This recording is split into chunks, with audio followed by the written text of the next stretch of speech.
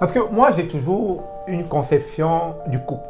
Du moment où ton mari te respecte, ne te frappe pas, n'est pas violent, n'est pas toxique, Ouais. peut-être il est un peu feignant, mais il est quand même là. Pourquoi tu te sépares de lui? Qu'est-ce qu'il t'a fait? Qu'est-ce qu'il t'a fait? Parce qu'il n'a pas couché l'enfant. Hein? Ah, je sais de Parce qu'il n'a pas lavé les assiettes. ton accent quand même sort ici bien. En réalité, c'est ce que j'ai dit. Reste d'abord, reste, même s'il ne fait pas ce que tu veux qu'il fasse, n'est-ce pas? Teste un peu comment tu vas vivre sans lui. Et tu vas voir que ça va être compliqué. En fait, comme nos mamans disaient, on ne divorce pas pour rien là. La seule raison où tu dois divorcer, c'est quand ta vie est en danger. Tout à fait. C'est-à-dire qu'on te tape, on veut te tuer.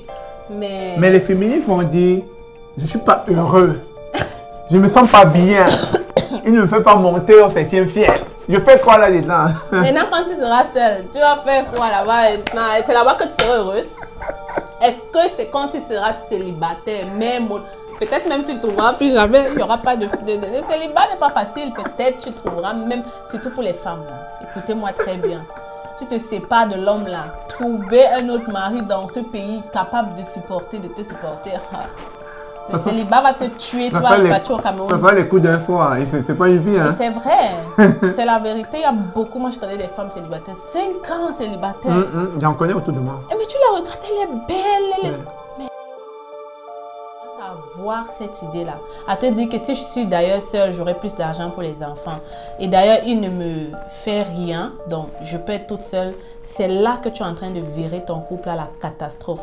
Et il faut qu'on soit clair. Tu seras la plus malheureuse après que tu aies laissé cet homme-là partir. Tu sais, moi, je vais te dire la vérité. Je préfère que mon homme soit là. Il ne fait rien. Juste sa présence. Et il faut savoir le reconnaître. Juste la présence de ton mari. En tout cas pour moi, hein, juste sa présence me donne la force dans tous mes business. Si j'ai le point avec mon mari, rien ne fonctionne.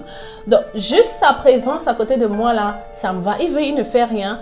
J'ai de la force pour le faire. Je le fais. Il faut savoir que toi, en tant que femme, tu as une force que Dieu t'a donnée qu'il n'a pas donnée à l'homme.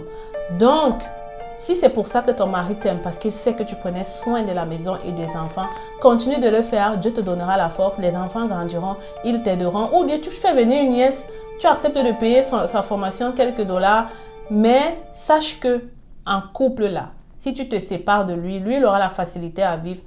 Toi non. Vous allez crier là que oh, c'est la vérité. Qu'on ne se mente pas. Si vous voulez, vous dites autre chose, mais moi, je sais que, en tout cas pour moi, là, hein, quand tu étais mariée, ça veut dire que tu t'es mariée pour une raison.